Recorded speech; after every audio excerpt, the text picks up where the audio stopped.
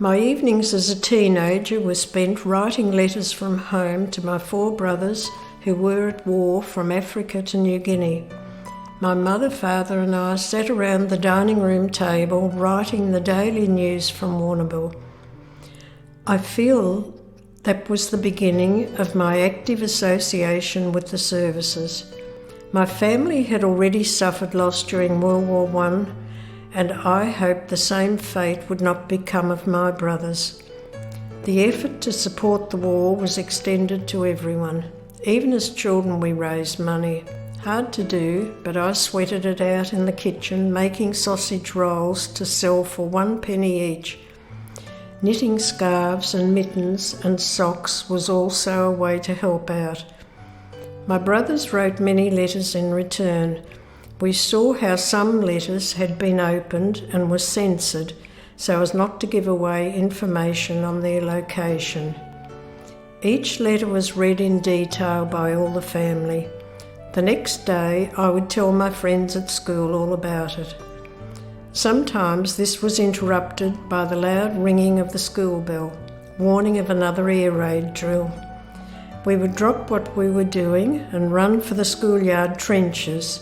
These were narrow open ditches where we lay face down in the dirt. At the time we thought it was fantastic. Dad even dug one in our backyard. Luckily, Warrnambool was never bombed. Thankfully, after 6 years of war, my brothers returned home. My cooking and knitting had paid off. Our family was united again, and a few years later I met my future husband, Peter.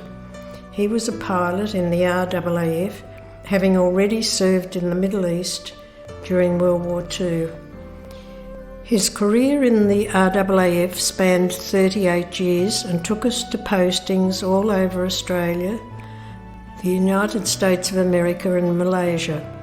It was 1966 my husband served in the Vietnam War.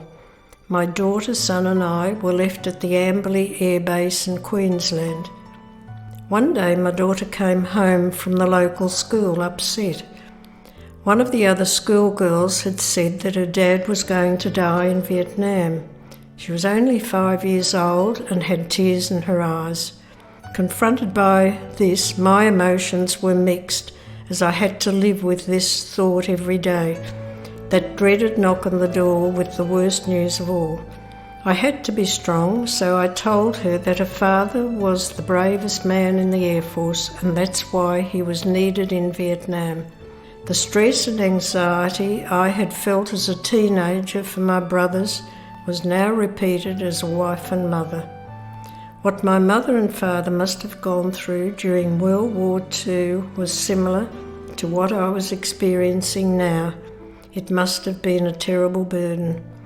Peter returned home after 12 months and continued his career in the RAAF, and luckily I never got that knock on the door.